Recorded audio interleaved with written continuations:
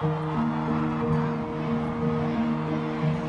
we're here in Alexandra Gardens in Windsor with the castle and St George's Chapel in the background, which on the 19th of May is going to be a hive of activity, because that is the day when Prince Harry is marrying Meghan Markle, and already Windsor is really getting quite excited about it, and they're expecting, I think, some 350,000 people to arrive, mainly to see the carriage procession after the ceremony.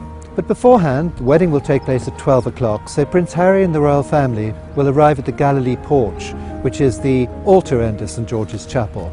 And if tradition is followed, Meghan Markle, the bride, will walk up the west steps, which is our first glimpse of her. She will then walk the full length of St George's Chapel and join Prince Harry at the high altar. Now, of course, we don't know what Prince Harry will be wearing on the day, because everything is a closely guarded secret. The likelihood is that he'll wear uniform. He could appear as Captain General of the Royal Marines, a position which he took over from Prince Philip last year. Or he might be in his Household Cavalry uniform, which he wore when he was best man to Prince William in Westminster Abbey. Or of course he might be in morning dress, or even perhaps a suit, who knows. It's an interesting choice that Prince Harry has made to get married in St George's Chapel.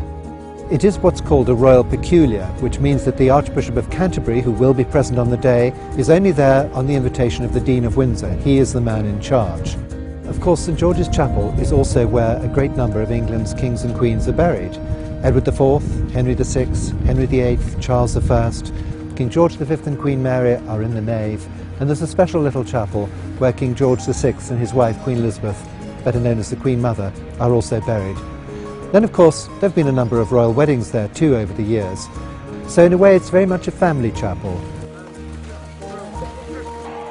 There will, of course, be no balcony shot. There is no balcony at Windsor Castle. So the big time to really see the happy couple with their family is when they come out onto the west steps. What very often happens after that is a little bit of a walkabout within the precincts of the castle, where they meet perhaps representatives of charities and so forth who've been specially invited to be in the castle grounds.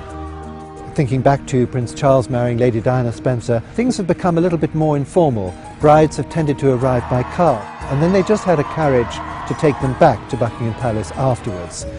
And this is exactly what's going to happen this time round. Prince Harry and Meghan will get into an Ascot landau, so that people can get a really good glimpse of them as they come out of the castle through the Henry VIII gateway, turn left past the Guildhall, go down King's Road, turn into the Long Walk, and then go up that wonderful sweep right up to the main entrance of Windsor Castle, the George IV gate. I can tell you a lot about what happened in previous royal weddings. I can tell you a lot about what is expected with this one.